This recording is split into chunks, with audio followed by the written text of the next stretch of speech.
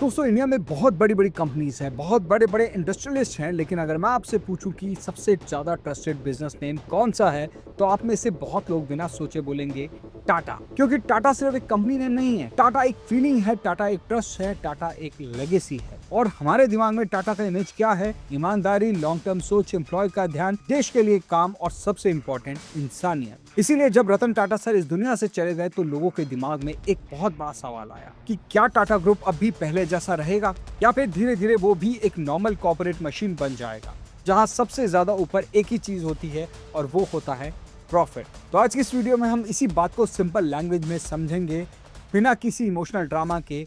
सिर्फ एक ही सवाल कि रतन टाटा के बाद टाटा ग्रुप के अंदर असल में क्या बदल रहा है और टाटा दूसरी कंपनीज जैसी क्यों नहीं है। तो चलिए वीडियो को शुरू करते हैं। और दोस्तों सबसे पहले एक बेसिक बात को समझते हैं। नॉर्मली होता क्या है कि किसी भी कंपनी को या तो कोई प्रमोटर फैमिली कंट्रोल करती है या फिर कोई पब्लिक शेक होल्डर्स, लेकिन टाटा का स्ट्रक्चर थोड़ा अलग है। टाटा ग्रुप के टॉप लेवल पर एक कंपनी आती है जिसका नाम है टाटा सन्स, और टाटा सन्स को कंट्रोल करने में सबसे बड़ा रोल है टाटा ट्रस्ट का। अब सिंपल लैंग्वेज में अगर मैं आपको समझाऊं तो टाटा का एक बहुत बड़ा हिस्सा एक ऐसे ट्रस्ट के थ्रू कंट्रोल होता है जो सिर्फ पैसा कमाने के लिए नहीं बना, बल्कि सोसाइटी के लिए काम करने के लिए बना है। मतलब टाटा का मॉडल सिर्फ एक बिजनेस ग्रो करने वाला मॉडल नहीं था, उसमें एक और थॉट था। बिजनेस से पैसा कमाओ, लेकिन उस पैसे का कुछ हिस्सा सोसाइटी को वापस कर दो। इसीलिए टाटा की इमेज दूसरी कंपनी से अलग बनी। लोग टाटा को सिर्फ कार, स्टील या फिर सॉफ्टवेयर कंपनी के रूप में नहीं देखते, लोग टाटा को एक रिस्पॉन्सिबल इंस्टीट्यूशन के रूप में देखते हैं। और यहीं से स्टोरी इंटरेस्टिंग हो जाती है, क्योंकि जब ब्रांड सिर्फ प्रोडक्ट से नहीं बल्कि वैल्यू से बनता है तो लीडरशिप चेंज का इम्पैक्ट और ज्यादा बढ़ जाता है। अब यहाँ एक बहुत इंपॉर्टेंट पॉइंट है। बहुत लोग रतन टाटा सर को सिर्फ एक बिजनेसमैन के रूप में देखते हैं, लेकिन उनकी असली वैल्यू उससे बहुत ज्यादा थी। वो सिर्फ चेयरमैन नहीं थे, वो टाटा ब्रांड के ह्यूमन फेस थे। और जब लोग टाटा बोलते थे तो उनके दिमाग में एक इंसान आता था, soft spoken, dignified, simple, disciplined और केयरिंग। और आज के टाइम पे बहुत सारे इंडस्ट्रियलिस्ट रिच जरूर है, लेकिन सब रिस्पेक्टेड नहीं होते। बहुत सारे लोग सक्सेसफुल है, लेकिन सब ट्रस्टेड नहीं होते। रतन टाटा सर के साथ ये दोनों चीजें थी, सक्सेस भी था और ट्रस्ट भी।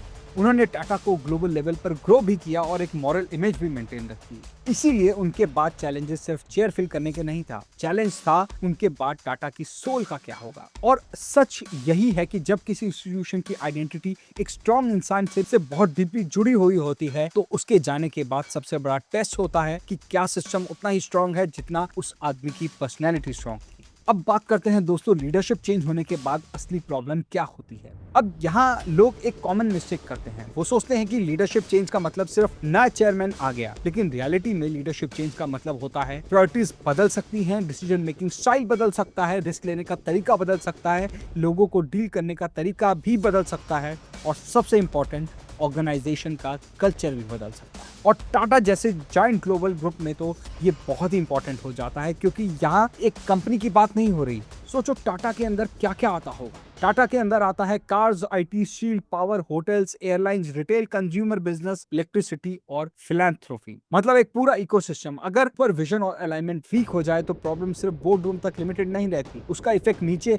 हर लेयर में दिखने लगता है। एम्प्लॉयज के कॉन्फिडेंस में, कंज्यूमर के ट्रस्ट में, इन्वेस्टर के सेंटिमेंट्स में और पब्लिक परसेप्शन में। अब बात करते हैं दोस्तों कि टाटा के सामने सबसे बड़ा सवाल क्या है। और असली डिबेट ये नहीं है कि टाटा स्ट्रॉन्ग है या वीक। टाटा ऑब्वियसली अभी भी इंडिया के सबसे पावरफुल बिजनेस ग्रुप में से एक है। असली सवाल ये है टाटा को आगे कौन सी फिलॉसफी चलानी चाहिए। क्या टाटा को पहले की तरह long term patient value based model पर चलना चाहिए, या फिर आज के कॉम्पिटिटिव वर्ल्ड में ज्यादा शार्प, एग्रेसिव और प्रॉफिट फोकस होना पड़ेगा। देखो, प्रॉफिट कमाना कोई बुरी बात नहीं होती। कोई भी कंपनी लॉस में चलेगी तो वो ज्यादा देर तक सर्वाइव नहीं कर पाएगी, लेकिन टाटा के केस में पब्लिक एक्सपेक्टेशन नॉर्मल कंपनी जैसी बिल्कुल भी नहीं है। पब्लिक कहती है प्रॉफिट कमाओ, लेकिन टाटा वाले तरीके से कमाओ, और यहीं से टेंशन स्टार्ट हो जाती है। क्योंकि आज के वर्ल्ड में कंपटीशन ब्रूटल है, मार्जिन टाइट है और एआई साथ में आ चुका है। ग्लोबल मार्केट अनसर्टेन है, एयरलाइन बिजनेस टफ है, ऑटो बिजनेस एक्सपेंसिव है, रिटेल में कैश बर्न होता है और नेचुरली प्रेशर आ जाता है। इनएफिशिएंसी हटाओ, कॉस्ट कंट्रोल करो, टीम रिड्यूस करो और प्रॉफिटेबिलिटी को इंप्रूव करो। और कॉर्पोरेट लॉजिक के हिसाब से ये सब कुछ नॉर्मल है। लेकिन पब्लिक के हिसाब से प्रॉब्लम तब स्टार्ट हो जाती है जब उन्हें लगता है कि टाटा भी बाकी कंपनी जैसे हो रहा है, और अगर ये फीलिंग पब्लिक में स्प्रेड हो गई तो ब्रांड की सबसे बड़ी स्ट्रेंथ को डैमेज हो सकता है, और वो स्ट्रेंथ है ट्रस्ट। चलो इसको एक एग्जांपल से समझते हैं। TCS, Tata consultancy service, India के सबसे बड़ी आईटी कंपनीज में से एक। बहुत लोगों के लिए टीसीएस का मतलब होता है स्टेबल जॉब, सिक्योर फ्यूचर और सेफ कंपनी। लेकिन अब दुनिया बदल रही है, एआई का इम्पैक्ट हो रहा है, ऑटोमेशन बढ़ रहा है और कंपनीज एफिशिएंसी और प्रोडक्टिविटी के पीछे भाग रही हैं। और ऐसे एनवायरनमेंट में जब टीसीएस जैसी कंपनीज रीस्ट्रक्चरिंग करती है, हेडकाउंट रिड्यूस करती हैं, यहाँ वर्कफोर्स पर प्रेशर आता है, तो मार्केट एक सिंबॉलिक मैसेज लेता है कि अगर टाटा भी old style job security promise नहीं कर पा रही तो कॉर्पोरेट इंडिया का गेम सच में चेंज हो चुका है। यहाँ पॉइंट ये नहीं है कि टाटा ही ऐसा कर रही है, यहाँ पॉइंट ये है कि टाटा से एक्सपेक्टेशन अलग थी, और जब एक्सपेक्टेशन और रियलिटी के बीच में गैप आता है तो डिसअपॉइंटमेंट ज्यादा हो जाती है। अब आते हैं दोस्तों एक और इम्पोर्टेंट चीज पर, जो है कस्टमर एक्सपीरियंस। देखो, कोई भी ब्रांड सिर्फ टीवी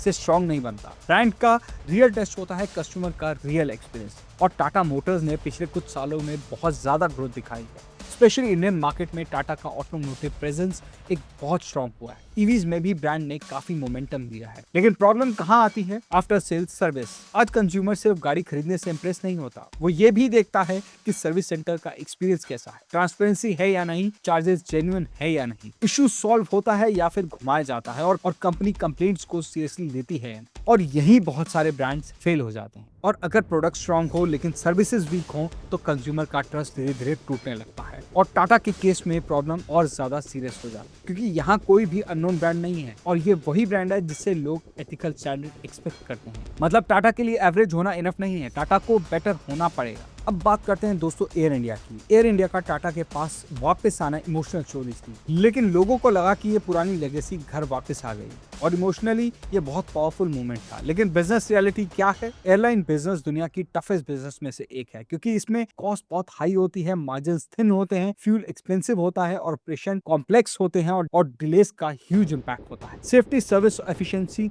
सब एक साथ मेंटेन करना पड़ता है। मतलब एयरलाइंस सिर्फ एक ब्रांड नेम से प्रॉफिटेबल नहीं होता, एयरलाइंस ऑपरेशन एक्सीलेंस से भी चलता है। अब एयर इंडिया को रिवाइव करना एक सिंपल प्रोजेक्ट नहीं था, ये एक मैसिव टर्न अराउंड चैलेंज था। इसके ऊपर जब कोई और ट्रेजेडी होती है, कोई और मेजर डिसरप्शन होता है, तो पब्लिक स्क्रूटनी और ज्यादा बढ़ जाती है, और फिर लोग कंपेयर करने लगते हैं old Tata values versus current corporate decisions. और यही वजह है एयर इंडिया स्टाफ एयरलाइन चोरी नहीं है, ये टाटा की पब्लिक इमेज का टेस्ट भी बन चुका है। बड़े ग्रुप्स के अंदर कुछ बिजनेसेस प्रॉफिट बनाते हैं, कुछ बिजनेसेस लॉस में होते हैं, ये एक नॉर्मल बात है। कभी कभी लॉस मेकिंग बिजनेस फीचर का बेट भी होता है। आज लॉस है, कल वो ह्यूज बिजनेस बन सकता है। तो सवाल ये नहीं होता कि लॉस है तो बंद करो, असली सवाल होता है कि क्या ये लॉस स्ट्रैटेजिक है या फिर बस एक इनएफिशिएंट है, और ये डिफरेंस समझना बहुत जरूरी है। इसको एक एग्जांपल से समझते हैं। अगर कोई बिजनेस फ्यूचर मार्केट कैप्चर कर रहा है, टेक्नोलॉजी बिल्ड कर रहा है, कंज्यूमर बेस क्रिएट कर रहा है, तो शॉर्ट टर्म लॉस जस्टिफाइड हो सकता है। लेकिन अगर बिजनेस बार बार पैसा खा रहा है, क्लियर डायरेक्शन नहीं है, एग्जीक्यूशन वीक है और इंप्रूवमेंट भी नहीं आ रही, तो फिर हार्ड डिसीजन लेने पड़ते हैं। अब प्रॉब्लम यहीं से आती है। रतन टाटा के टाइम पर जो पब्लिक को लगता था कि टाटा लॉन्ग टर्म पेशेंस रखेगा, और आज लोगों को लग रहा है कि शायद प्रेशर ज्यादा है प्रॉफिटेबिलिटी का। और ये शिफ्ट सच हो या परसेप्शन हो, दोनों केसेस में इम्पैक्ट रियल होता है, क्योंकि ब्रांड के लिए रियलिटी से पहले परसेप्शन का डैमेज होता है। अब एक सिंपल सी बात, टाटा इतना बड़ा ग्रुप है क्योंकि उसके इश्यूज से प्राइवेट इश्यूज नहीं लगते, क्योंकि टाटा का इन्फ्लुएंस बहुत ह्यूज है। Jobs, market confidence, public companies, infrastructure, power, airlines, export, technology और फिलैंथ्रोपी। मतलब अगर टाटा ग्रुप के टॉप लेवल पर कोई कंफ्यूजन, कॉन्फ्लिक्ट या इंस्टेबिलिटी दिखे तो नेचुरली रेगुलेटर्स और गवर्नमेंट इंटरेस्ट लगेंगे। इसका मतलब ये नहीं है कि सब डर गए, ये लाइन ओवर ड्रामेटिक हो जाती है। करेक्ट फ्रेमिंग क्या है? जितना बड़ा इंस्टीट्यूशन होता है उतनी ही उसकी स्टेबिलिटी पब्लिक इंटरेस्ट का मैटर बन जाती है, और टाटा के केस में ये बिल्कुल वैलिड बात है। अब यहाँ एक बहुत इंपॉर्टेंट लाइन है, ध्यान से सुनो। टाटा के लिए सबसे बड़ा रिस्क ये नहीं है कि कोई कंपनी लॉस कर दे, सबसे बड़ा रिस्क क्या होता है? आइडेंटिटी का डाइल्यूशन।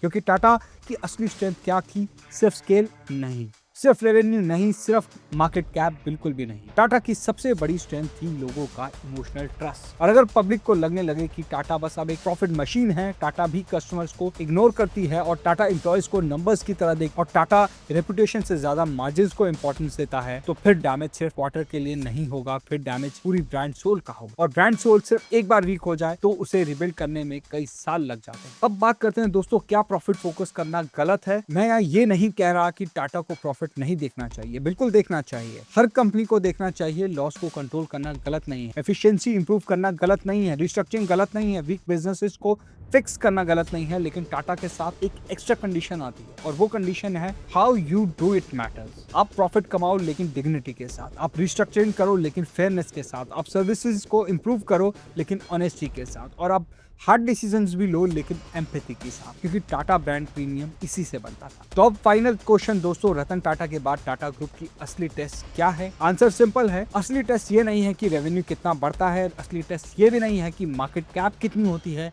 असली टेस्ट ये भी नहीं है कि बिजनेस प्रॉफिटेबल बनते हैं या नहीं। असली टेस्ट ये है कि क्या टाटा अपनी वैल्यूज को पर्सनैलिटी से इंस्टीट्यूशन में कन्वर्ट कर पाएगा, क्योंकि जब रतन टाटा सर थे तब बहुत सारी चीजें उनके प्रेजेंस में बैलेंस हो जाती थी। अब उनके बाद बैलेंस सिस्टम को क्रिएट करना पड़ेगा, और अगर टाटा ये कर गया तो वो भी बड़ा इंस्टीट्यूशन बनेगा। लेकिन अगर टाटा ये नहीं कर पाया तो फिर हो सकता है वो फाइनेंशियली स्ट्रांग रहे लेकिन इमोशनली छोटा हो जाएगा, और किसी भी लेजेंडरी ब्रांड के लिए ये सबसे बड़ा लॉस होता है। तो दोस्तों, रतन टाटा के बाद टाटा ग्रुप के साथ जो हो रहा है उसे सिर्फ एक बिजनेस स्टोरी समझ के इग्नोर मत करो। ये स्टोरी है लीडरशिप की, गवर्नेंस की, ट्रस्ट की, पब्लिक परसेप्शन की, और एक ऐसे ब्रांड की जो सिर्फ इंडिया के लिए कंपनी नहीं इंस्टीट्यूशन समझा जाता है। और आने वाले सालों में टाटा के नंबर्स इंपॉर्टेंट होंगे, लेकिन उससे भी ज्यादा इंपॉर्टेंट होगी एक चीज, क्या लोग टाटा का नाम लेते वक्त वही रिस्पेक्ट फील करेंगे जो पहले करते थे। प्रॉफिट बनाना इजी है, पावरफुल बनना भी इजी है, लेकिन ट्रस्टेड रहना वो सबसे मुश्किल होता है, और शायद यही टाटा ग्रुप का रियल चैलेंज है। अब आपका क्या ओपिनियन है? क्या टाटा ग्रुप टाटा की लेगेसी को सेम सेंस के साथ कैरी कर पाएगा, या आपको लगता है कि ब्रांड धीरे धीरे चेंज हो जाएगा? कमेंट सेक्शन में जरूर बताओ, और अगर आपको वीडियो मीनिंगफुल लगा हो तो लाइक करो, शेयर करो और चैनल को सब्सक्राइब कर लो। मिलते हैं आपसे नेक्स्ट वीडियो में, तब तक के लिए धन्यवाद।